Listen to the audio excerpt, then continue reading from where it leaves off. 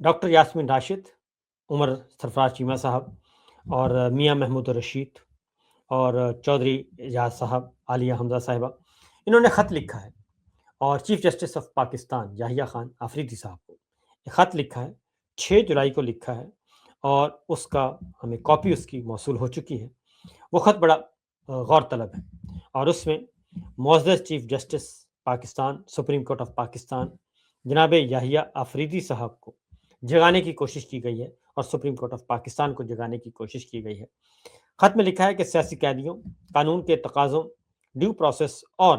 فوجداری نظام انصاف پر عوامی اعتماد کی بحالی کے آئینی فریضے سے متعلق پہلے سے جمع کرائی درخواست کی یہ یاد دہانی ہے۔ اسیران کوٹ لکھپت جیل میں یہ اسیران ہیں پاکستان تحریک انصاف کے، اور ان کو انصاف نہیں مل رہا اور یہ شدید ترین بیمار ہیں۔ شاہ محمود قریشی صاحب بھی اس میں شامل ہیں، سب کے سب شدید بیمار ہیں اور ان کو علاج کی سہولتیں نہیں ہیں، بنیادی حقوق نہیں ہیں۔ تو لکھا ہے جناب علی، ہم نہایت احترام کے ساتھ آپ کی توجہ اپنی اس درخواست کی جانب مبذول کرانا چاہتے ہیں جو ہم نے 9 ستمبر 2025 کو پیش کی تھی، یعنی 9 ستمبر 2025 اور اب آ گیا ہے 26 آ گیا ہے اور وہ بھی جولائی، یعنی کہ 1 سال ہونے کو ہے، 2 مہینے بعد پورے 1 سال ہو جائے گا۔ 9 ستمبر 2025 کو پیش کی تھی۔ اس درخواست میں 9 مئی 2023 کے واقعات سے متعلق مقدمات میں قانونی طریقہ کا ڈیو پروسیس، منصفانہ ٹرائل اور انسداد دہشت گردی کے قوانین کے مبینہ غلط استعمال کے سنگین معاملات کی نشاندہی کی گئی تھی۔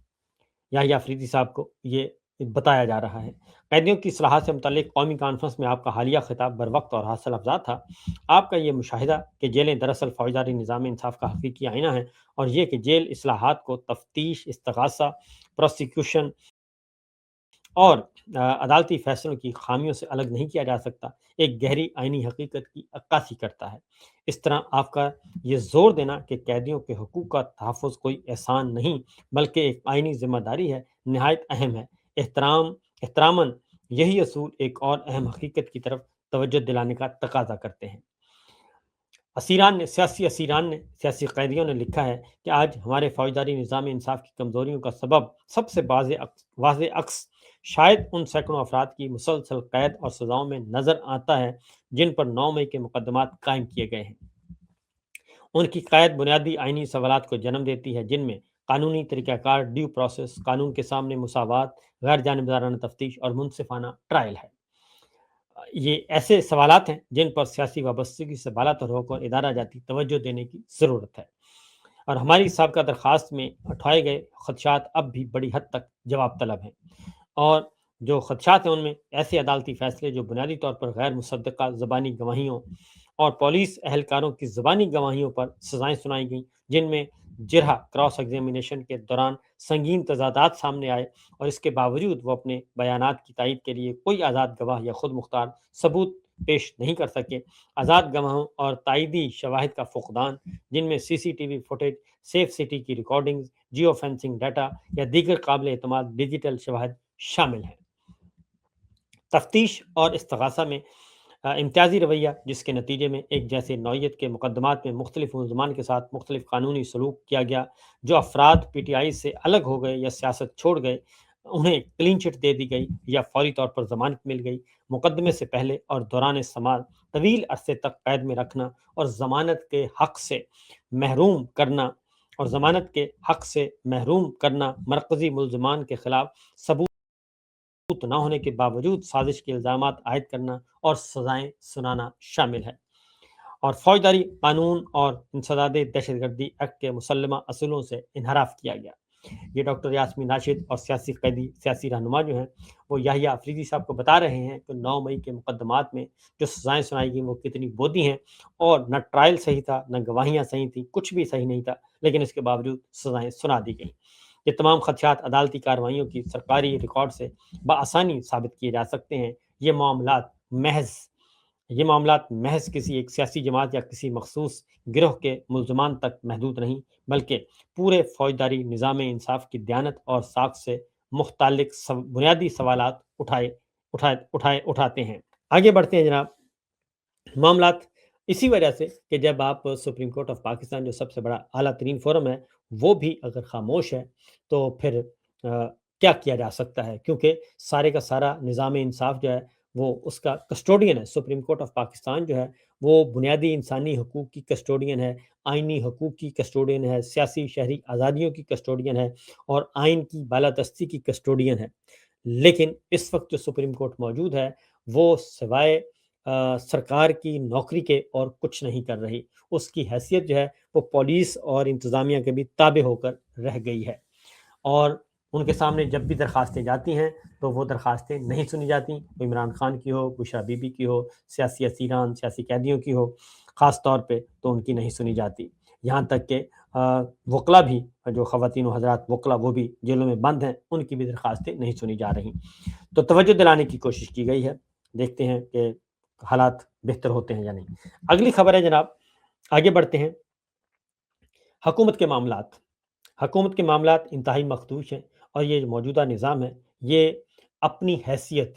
اخلاقی، قانونی، سیاسی حیثیت کھو چکا ہے، اور پہلے یہ طاقت کے بل بوتے پر چل رہا تھا، لیکن اب لگتا ہے کہ اس کی طاقت بھی مسمار ہو چکی ہے،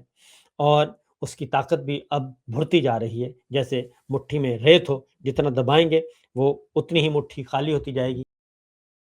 یہی اس وقت حکومت کی سچویشن ہے۔ معاملات ہیں، پہلے ذرا بلوچستان کا جائزہ لیتے ہیں کہ سیاسی رہنما ہمارے بلوچستان کے بارے میں کیا کہہ رہے ہیں۔ اور چونکہ لطیف کھوسہ صاحب، آل پارٹیز کانفرنس ہوئی تھی، سردار لطیف کھوسہ صاحب کی بات مجھے بہت پسند آئی۔ انہوں نے کہا کہ بلوچوں میں اگر کوئی عورت جا کر دوپٹہ پھینکتی تو جنگیں بند ہو جاتی تھیں۔ عورت اگر کوئی دوپٹہ پھینکتی تھیں اور جا کر پھینکتی تھیں تو جنگیں بند ہو جاتی تھیں۔ اس حکومت کا تو ترا امتیاز ہے کہ انہوں نے عورتوں کو بھی نہیں چھوڑا۔ ایمان مزاری کو صرف ٹویٹ کرنے پر 50 سال قید کی سزا سنا دی گئی، اور اس کی اپیل بھی کوئی نہیں سن رہا۔ اب اس کا معاملہ کیا ہے؟ میں نے آپ کو پہلے بتایا کہ ایمان مزاری اور ان کے شوہر کو سزا سنائی گئی ہے، ایک ٹویٹ ہوئی، اور اصل مسئلہ یہ ہے کہ ان کو کئی دفعہ کہا گیا کہ آپ جو ہے وہ فیلڈ مارشل کے بارے میں کوئی گفتگو نہ کیا کریں، کیونکہ اس وقت جتنے بھی ہمارے صحافی دوست، ہمارے سیاسی کارکنان، ہمارے انسانی حقوق کے ورکرز، ہمارے شاعر جتنے بھی جیلوں میں گئے ہیں اور ان پہ مقدمات درج کیے گئے ہیں، تو ان میں دو طرح کے الزامات ان کو جیل میں کہا گیا کہ ایک تو آپ نے فیلڈ مارشل کو کچھ نہیں کہنا، دوسرا آپ نے مریم صاحبہ کو کچھ نہیں کہنا، اور باقی آپ جو مرضی کریں۔ آپ نون لیگ پہ ہلکی پھلکی تقریر کر سکتے ہیں، فیلڈ مارشل کو آپ نے کچھ نہیں کہنا، ان کی پالیسیوں پہ آپ تنقید نہیں کر سکتے، حکومت کی جو معاشی پالیسیاں ہیں، معاشی کمزوریاں ہیں، اس پہ بات نہیں کر سکتے۔ تو اس طریقے سے جتنے بھی ہمارے دوست جیلوں میں گئے ہیں، خواتین و حضرات، ان سب کو یہی کہا گیا ہے۔ تو لہٰذا ایمان مزاری کے بارے میں، اور یہ حقیقت ہے کہ بڑی بڑی جنگیں، بڑی بڑی دشمنیاں ختم ہو جاتی تھیں جب کوئی ماں، بہن، بیٹی جو ہے وہ اپنا دوپٹہ پھینکتی تھی، لیکن اب ہے یہ رجیم ایسی کوئی بے شرم رجیم ہے کہ انہوں نے خواتین پہ اور بچوں پہ اور بزرگوں پہ حملے کیے اور انہی کو جیلوں میں بند کر دیا۔ اگلی محمود خان اچکری صاحب ہیں، بلوچستان سے ان کا تعلق ہے، پرانے پارلیمنٹیرین ہیں، سیاستدان ہیں، اور وہ کہتے ہیں کہ خاص طور پہ بلوچستان کے معاملے میں انہوں نے انکشاف کیا، اور پہلے میں یہ خبر نہیں دے رہا تھا، جب مجھے معلوم ہوا اور جب میں نے پتہ کیا تو واقعتاً یہ بات صحیح ہے کہ ایک ہولناک جو ہے وہ سانحہ جو ہے وہ بلوچستان میں ہوا ہے کہ ایک تو دہشت گرد آئے اور انہوں نے حملہ کیا، اور جب بلوچ پولیس کے جو جوان اور افسر ان سے لڑ رہے تھے، اور جب ان کا اسلحہ ختم ہوا، ان کو کوئی کمک نہیں پہنچی، ان کو کوئی امداد نہیں پہنچی، اور پھر یہ کہ وہ یرغمالیوں کو اپنے ساتھ لے گئے، اور پھر اوپر جا کے ان کو شہید کر دیا گیا، قتل کر دیا گیا۔ اس کے بعد بھی ان کی لاشیں لینے کوئی نہیں گیا، اور ان کی ڈیڈ باڈیز لینے کوئی نہیں گیا، اس ڈر سے کہ کہیں ان پہ حملہ نہ ہو جائے، اور وہ بھی مقامی لوگوں نے جو ہے مقامی شہریوں نے، انہوں نے جا کے وہ لاشیں اکٹھی کیں، اور انہوں نے اپنی مدد آپ کے تحت ان لاشوں کو بھیجا گیا، کوئٹہ بھیجا۔ تو یہ میں نہیں رپورٹ کر رہا تھا کہ ہو نہیں سکتا، لیکن واقعتاً یہ باتیں درست ہیں، اور اسی لیے انہوں نے کہا دہشت گرد جن پولیس اہلکاروں کو اغوا کر کے ساتھ لے گئے، انہیں بازیاب کرانے کی کوشش کیوں نہیں کی گئی؟ آپ کے پاس دنیا کی بہترین مشینری اور فوج موجود ہے، حملہ آور بچ کر نہیں جا سکتے تھے۔ پولیس اہلکاروں نے اسلحہ ختم ہونے پر جن افسران کو کال کر کے مدد کے لیے طلب کیا تھا وہ استعفیٰ دیں یا انہیں نوکریوں سے برطرف کیا جائے، یہ اچکزئی صاحب نے کہا ہے۔ اور یہی حقیقت ہے کہ پچھلے تین دن سے بلوچستان میں کوئٹہ میں احتجاج ہو رہا ہے، اور پھر ان کو اپنی ڈیڈ باڈیز شہداء کی سڑکوں پہ رکھ کر احتجاج کرنا پڑا، اور جو اجتماعی نماز جنازہ پڑھ کر فوٹو سیشن کرنا تھا وہ بھی انہوں نے نہیں ہونے دیا۔ اسی طریقے سے جی آگے بڑھیں تو جو ہے مولانا فضل الرحمان صاحب نے بھی اپنی اچکزئی صاحب نے ایک اور بات بھی کی ہے اچکزئی صاحب نے، اور انہوں نے کہا ہے کہ کشمیری اپنے مطالبات لے کر دھرنے پر بیٹھے ہیں، ہم وہاں جا کر ان کا غصہ ٹھنڈا کرنا چاہتے تھے لیکن ہمیں نہیں جانے دیا گیا، اور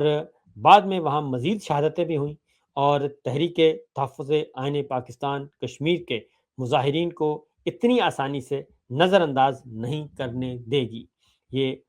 محمود خان اچکزئی صاحب نے کشمیر پہ یہ گفتگو کی ہے۔ اسی طریقے سے اگر مزید مولانا فضل الرحمان صاحب نے اور بھی سخت بات کی ہے، اس کو ہم آخر میں کریں گے، لیکن لیڈر آف اپوزیشن جو سینٹ ہیں راجہ ناصر عباس صاحب، انہوں نے کہا کہ جتنے بھی ہمارے جوان قتل ہوئے ان سب کے سروں پر گولیاں لگی ہوئی تھیں، اور آپ کو بندوں کے مارنے کا بہت شوق ہے، ایک دن آئے گا کہ پھر آپ کو پاکستان میں رہنے کی جگہ نہیں ملے گی۔ یہ علامہ راجہ ناصر عباس صاحب نے یہ بات کہی ہے۔ اب ذرا مولانا فضل الرحمان صاحب نے جی ایک بات کی ہے، انہوں نے کہا ہے کہ ہم آپ کو طاقتور دیکھنا چاہتے ہیں لیکن آپ سیاست کو کمزور دیکھنا چاہتے ہیں، اور پارلیمنٹ کو اپنی لونڈی بنا کر رکھنا چاہتے ہیں۔ آج پھر ایک نیا شیخ مجیب الرحمان تیار کرنے کی کوشش کی جا رہی ہے، اور ملک توڑنے کا الزام تھوپنے کے لیے بندے تلاش کیے جا رہے ہیں۔ یہ مولانا فضل الرحمان صاحب نے یہ بات کی ہے، اور حقیقت یہی ہے کہ بلوچستان میں آپ کی رٹ ختم ہو چکی ہے، آپ کا کنٹرول ختم ہو چکا ہے، اور بجائے اس کے کہ ان چیزوں کو ٹھیک کرنے کیا جائے، بجائے اس کے کہ بڑی سیاسی جماعتوں کو، سیاسی قیادتوں کو، پولیٹیکل لیڈرز کو موقع دیا جائے، لیکن وہاں پہ بھی ایک بدترین قسم کا ہائیبرڈ نظام جو ہے وہ مسلط ہے، اور فارم 47 کی جعلی سرکار مسلط ہے، اور اگر خدا نہ خواستہ کوئی نقصان پہنچتا ہے تو انہوں نے کہنا ہے یہ اپوزیشن نے کیا، یہ سیاستدانوں نے کیا، جبکہ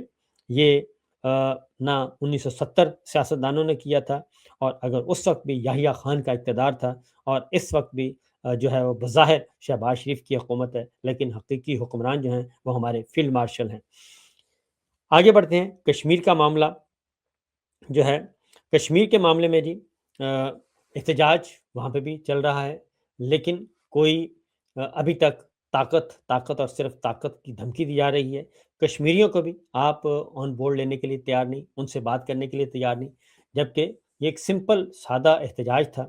اور انہوں نے اگر لانگ مارچ کا اعلان کیا تھا تو اس میں کون سا قیامت آئی ہوئی تھی، لیکن ان کے ساتھ بھی راولہ کوٹ میں وہی فورسز کا استعمال ہوا، وہی گولی کا استعمال ہوا، اور اب پورے کشمیر میں 1 مہینہ سے زیادہ ہو گیا، 1 مہینہ 10 دن ہونے والے ہیں، وہاں پہ آگ لگی ہوئی ہے، اور وہاں کے جو یہ صورتحال آپ دیکھیں، یہ خواتین ہیں، یہ پورے کشمیر میں یہ حالت ہے اور یہ صورتحال ہے۔ تو عمر نذیر کشمیری کہتے ہیں جی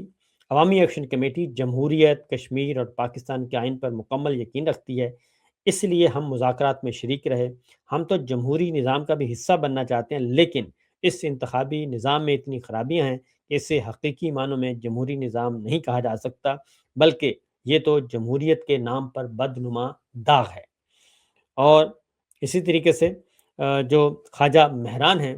انہوں نے اعلان کیا ہے، یہ بھی ایکشن کمیٹی کے رہنما ہیں، انہوں نے کہا جی ہم سے احتجاجاً تحریک چلانے کا آئینی حق نہ آپ چھین سکتے ہیں اور نہ ہی ریاست میں کوئی اور اتنا بڑا بدماش ہے جو ہم سے یہ حق چھین لیں۔ ہم مطالبات لے کر 15 جولائی کو ضرور آگے بڑھیں گے، آپ نے جو تیر آزمانا ہے آزما لیں، آزما کے دیکھ لیں، لیکن ہمارا 15 جولائی کا جو احتجاج ہے وہ حقیقی ہے اور وہ ہو کر رہے گا۔ تو جناب یہ اس وقت کی صورتحال ہے اور یہ معاملات ہیں، اور ایک نیا شیخ مجیب اور نیا جنرل یحییٰ جو ہے وہ اس وقت اس کی تلاش ہے یا موجود ہے، یہ تو وقت بتائے گا، لیکن ہم یہ ضرور کہیں گے کہ ہوش کے ناخن لیں اور معاملات کو ٹھیک کرنے کی کوشش کریں۔ اب آخری خبر ہے، اور چونکہ ہر طرف ہے وہ کہتے ہیں آگ برابر لگی ہوئی، ایران امریکہ تنازع، وہ بھی معاملات